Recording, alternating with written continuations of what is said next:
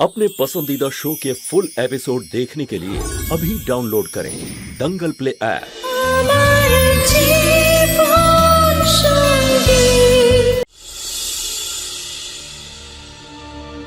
वेद, তুই যা ভাবছিস আমিও সেটাই ভাবছি। দেখ, আমাদের মায়ের সঙ্গে কথা বলতে হবে। ও সত্যিকারের সোহম কিনা তার প্রমাণ চাই আমাদের। আমরা কেন ভাবছি যে পায়েল মিথ্যে বলছে? আমি এক্ষুনি আসছি। আমি মায়ের সঙ্গে কথা বলছি, ওর ডিএনএ টেস্ট করা হবে। তোমাদের দুজনের সাহস কি করে হলো নিজের ভাইকে এইভাবে সন্দেহ করার? কোনো ডিএনএ টেস্ট হবে না। আমার কোনো প্রমাণ চাই না। আমি জানি যে আমার ছেলে ফেরত এসছে। দ্বিতীয়বার যদি তোমরা এরম কোনো কাজ করো না, তাহলে আমার থেকে খারাপ আর কেউ হবে না। কিন্তু মা, চুপ!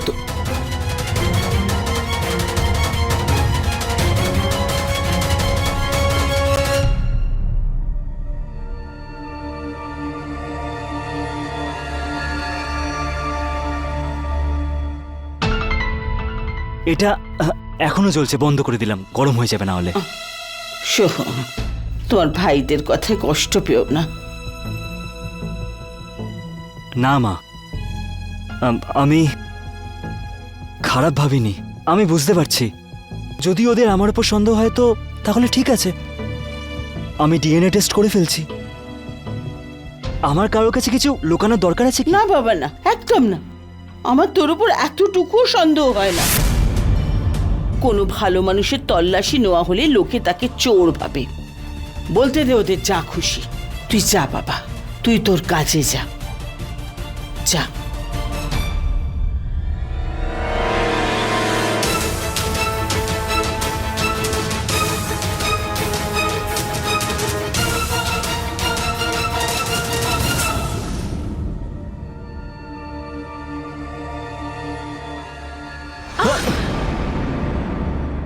সাবধানে যাতায়াত করে, এক্ষুনি পড়ে গেলে তখন।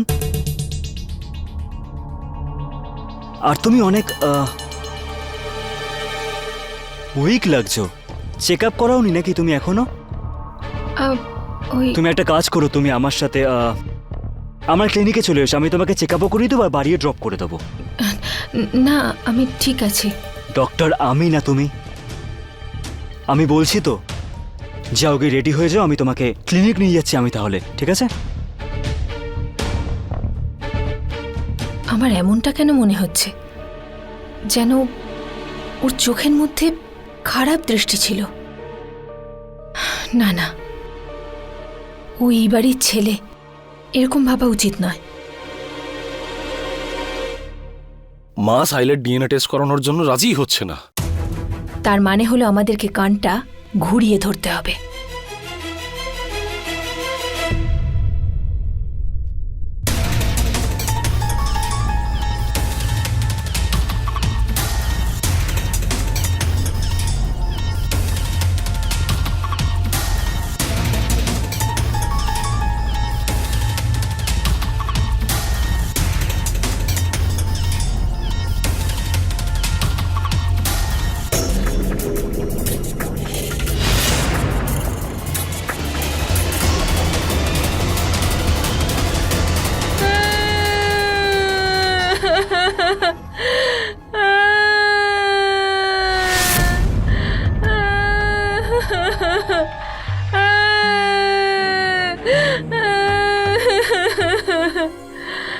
কি হলো?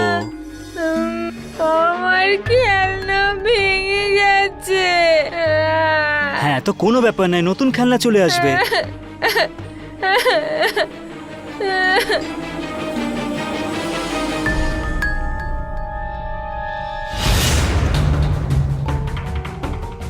আচ্ছা ঠিক আছে, তুমি চুপ করে যাও।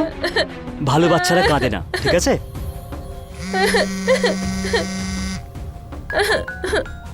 নতুন খেলনা চলে আসবে তোমার। হ্যাঁ, কাঁদে না, আমি ভালো মেয়ে। থ্যাংক ইউ সোহম দাদা। আচ্ছা আমি আসছি, তোমার দিদিকে ক্লিনিক নিয়ে যেতে হবে চেক আপের জন্য। না না না না না না, তার কোনো দরকার নেই। কারণ বন্ধু দিদিকে ক্লিনিকে নিয়ে গেছে।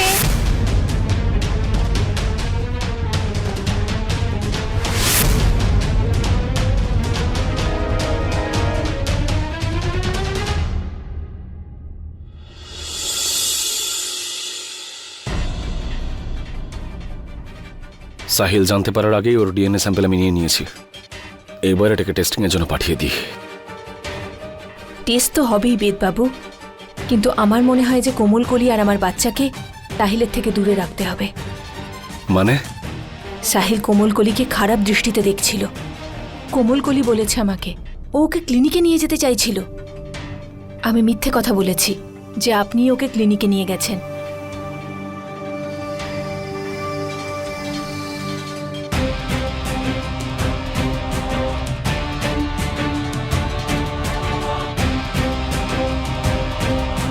কোমলকলি ভদ্রতাবশত চুপ করেছিল, কিছুই বলেনি, কারণ ওর মনে হয়েছিল সাহিল এই বাড়ির ছেলে। না হলে কেউ যদি ওকে এইরকম ভাবে ছুঁতো তাহলে তো সে তার হাতই কেটে দিত। যদি ওই সাহিলের উদ্দেশ্য এটা হয় যে আমাদের বাচ্চারও ক্ষতি করবে, তাহলে ওকে কোমলকলির আশেপাশে রাখাটা ঠিক হবে না। কিন্তু কি করি বলতো? 24 ঘন্টা ওর চারপাশে তো আমরা থাকতে পারবো না।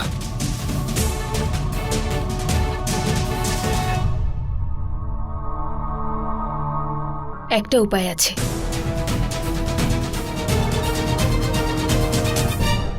আরে দিদি, দুধ তো খেতেই হবে। দিদি তুমি জানো এই দুধ বাচ্চার স্বাস্থ্যের জন্য কতটা হেল্পফুল হবে। দিব্যা, আমি দুধ খেতে পারি না। তুই তো জানিস এইসব আমাকে দিস না। না না দিদি, খেতে তো হবেই তোমাকে, খেতেই হবে। চলো চলো চলো চলো, খেয়ে নাও খেয়ে নাও খেয়ে নাও, চলো চলো চলো, খেয়ে নাও খেয়ে নাও খেয়ে নাও। আরে দিদি, ভালো করে খাও তুমি, সবটা সবটা খেতে হবে, বাচ্চার স্বাস্থ্যের জন্য এটা খুব ভালো। খেয়ে নাও খেয়ে নাও খেয়ে নাও। হ্যাঁ, ফিনিশ। তুমি জানো এই দুধ কতটা হেল্পফুল? যদি কোনো নারী যে কিনা গর্ভবতী, সে এই দুধটা খেয়ে নিলে তাহলে তার ছেলে হয় ছেলে। কিন্তু যদি কোনো নারী যে গর্ভবতী নয়, সে এই দুধটা খেয়ে নিলে তাহলে সে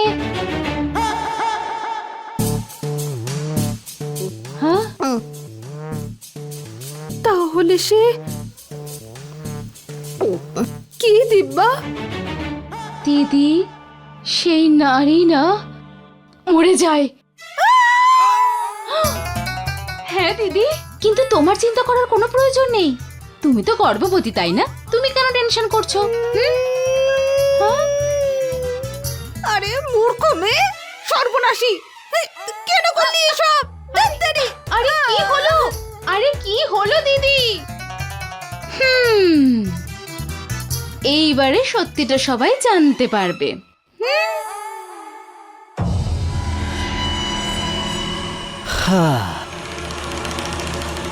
চলো এনজয় করি আমরা। আজ অনেক আনন্দের দিন। এই মিষ্টিটা এনেছি আমি তোমার জন্য, খাও। ওই হলো কি যে আজ আমার কোঠারি পরিবারে এন্ট্রি হয়ে গেছে। এবার শুরু হবে কোঠারি পরিবারের সর্বনাশ। কিছু টাকার গন্ডগোল করেছিল আমার বাবা, আর এই কোঠারি পরিবার আমার বাবাকে জেলে পাঠিয়ে দিয়েছিল। ওরা এটা ভাবলো না তারপর ওই পরিবারের কি হবে, রাস্তায় চলে যাবে। আমি অনেক কষ্ট সহ্য করেছি ছোটবেলায়, কিন্তু এখন হবে এর পরিণাম। আর তিল তিল করে কষ্ট দেবো আমি এই কোঠারি পরিবারকে, কারণ আমি এদের সবকিছু আমি কেড়ে নেব, পুরো শেষ করে দেব। শুনেছিস তুই? সবকিছু কেড়ে নেব আমি কোঠারি পরিবারের থেকে, সবকিছু।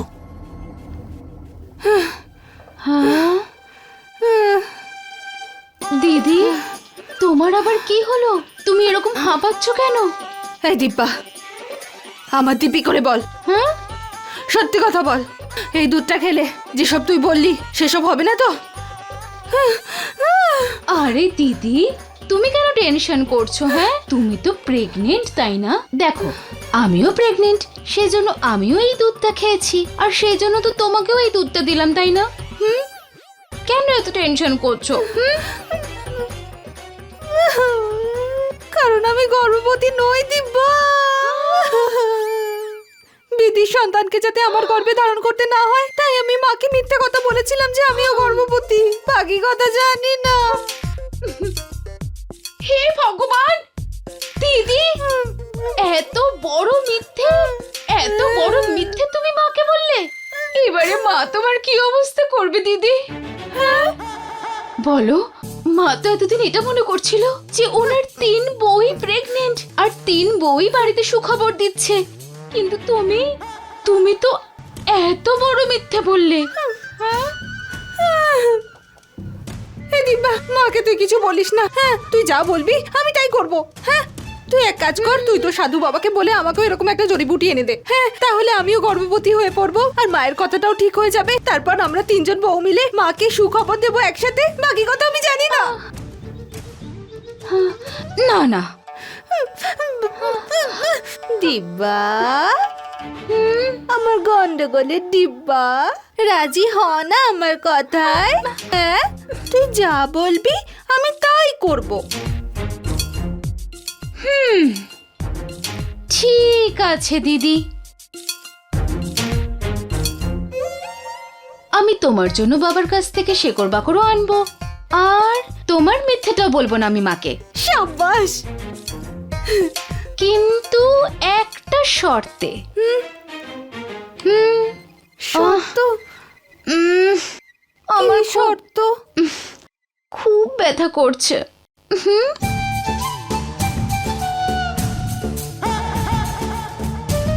ভালো করে মায়ের কথা।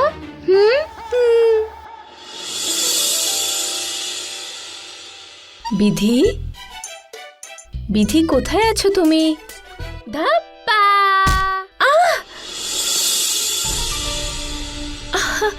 আরে বিধি, সাবধানে খেলো না। দেখো তো কোমলকলি ব্যথা পেল তো?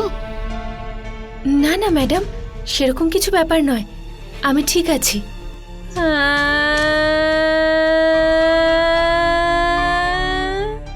তুমি খুব খারাপ দিদি, তুমি খুব খারাপ।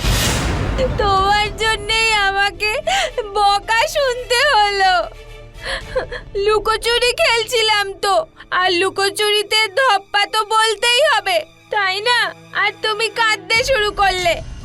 তুমি খুব খুব খারাপ দিদি। বিধি, বিধি, বিধি, তুমি এগুলো কি বলছো? যদি কোমলকুলির চোট লাগতো তাহলে? ছেলে মানুষের চোটে তুমি কিছু বুঝতেই পারছো না। আমি বুঝতে পারছি এই না। দেখো, দিন দিন তুমি আরো দুষ্ট হয়ে উঠেছো। এসব করলে কোমলকুলি আর আমাদের সন্তানের ক্ষতি হতে পারে।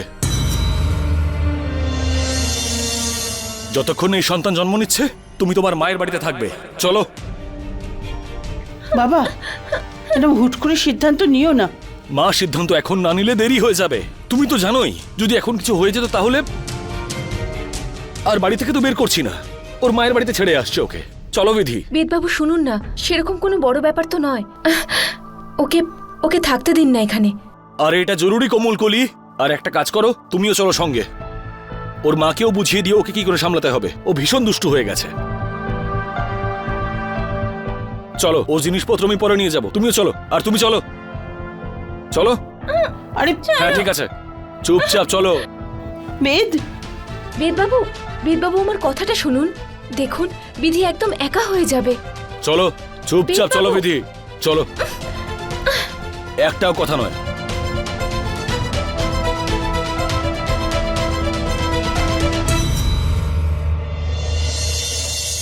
কি হয়েছে মা?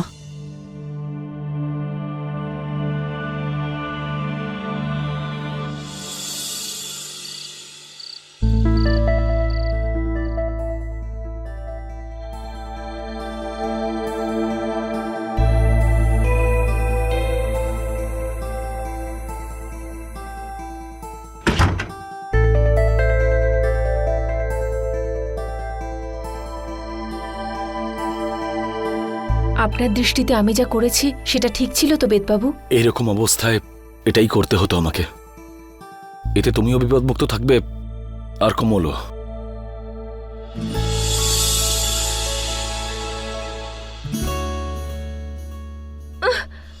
এটা আপনি কি করছেন বেদবাবু? কোমলকলির সঙ্গে এরকম ব্যবহার করবেন তাহলে বিধির সঙ্গে প্রতারণা হবে।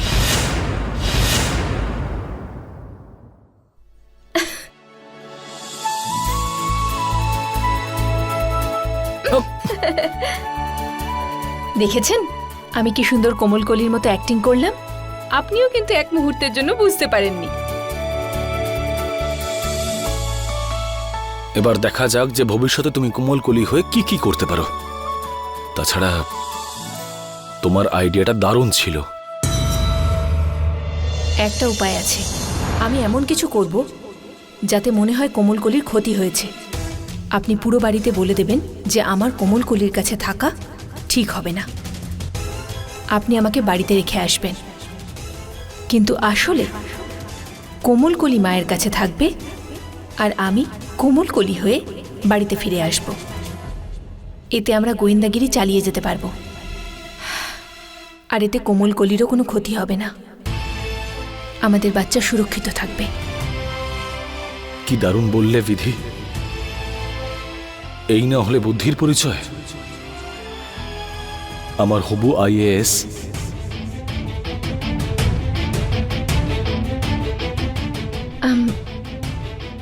আমার হাঁটতে অসুবিধা হবে। যদি কেউ জিজ্ঞেস করে তাহলে আমাদের এটা বলতে হবে যে এটা বিধির দেওয়া আঘাত। হ্যাঁ, সেটাই ঠিক হবে। কোমলকলিও মায়ের সঙ্গে ভালো থাকবে। আর আমি এখানে কোমলকলি হয়ে সাহিলের মুখোশ খুলে দেব।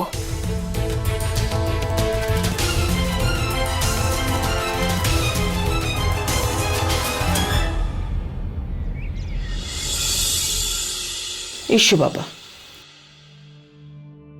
এসো। মা, তুমি ডেকেছো? আরে মিশ্রবাবু, আপনি কখন এলেন? বাবা, আমি আমার উইলটা বদল করছি।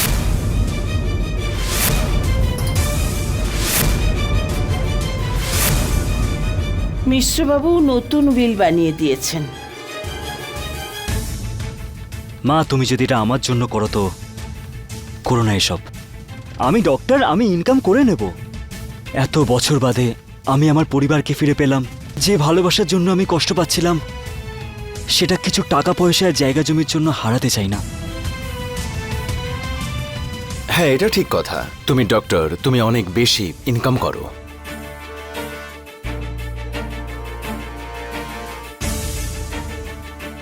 না বাবা, বিষয়টা টাকা পয়সা নয় বাবা, বিষয়টা তোমার অধিকারের। আর তোমাদের 4 ভাইয়ের বাড়ি আর পেপারের ওপর একদম সমান অধিকার।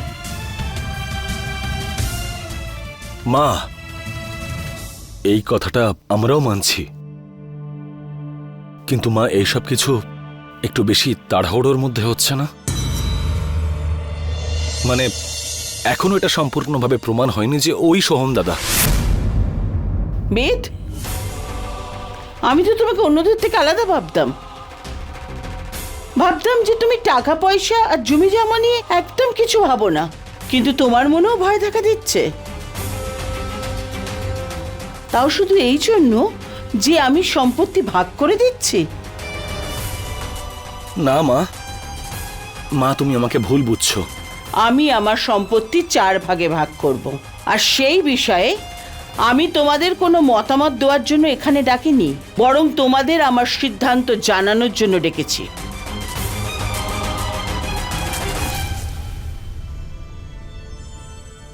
যাতে আমার মৃত্যুর পর তোমরা 4 জন সমান ভাগে সম্পত্তি পাও। বিশ্ববাবু, দিন নতুন বিলটা, আমি তাতে সই করে দিচ্ছি। এই নিন ম্যাডাম।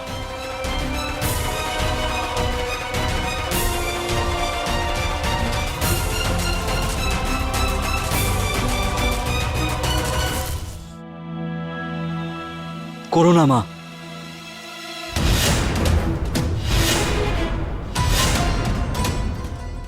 সাইন করো না। আমি এত বছর একা ছিলাম। শুরুর 2 বছর অনেক কষ্টে ছিলাম আমি। তারপর এত বছর বাদে আমি আমার পরিবারের ভালোবাসা পেলাম। আমি কিছু টাকার জন্য, জায়গা জমির জন্য হারাতে চাই না।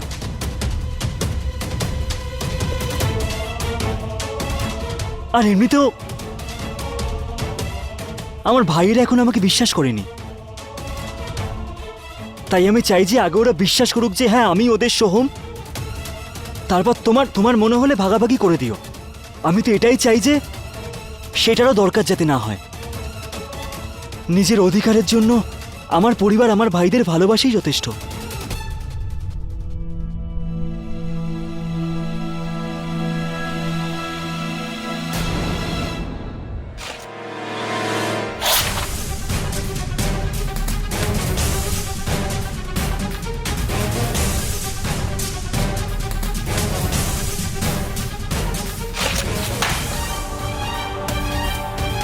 কিছু শেখো তোমরা তিনজনে, এইটা হলো সততা,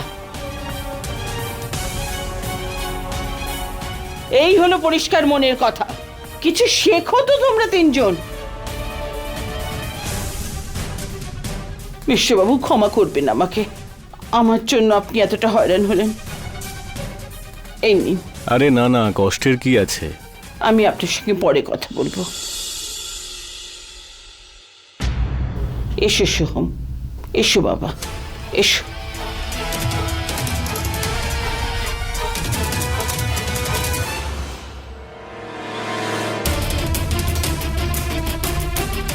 ও কি সত্যি সোহম দাদা? এরকমটা তো নয় যে আমি আবার ভুল সন্দেহ করছি।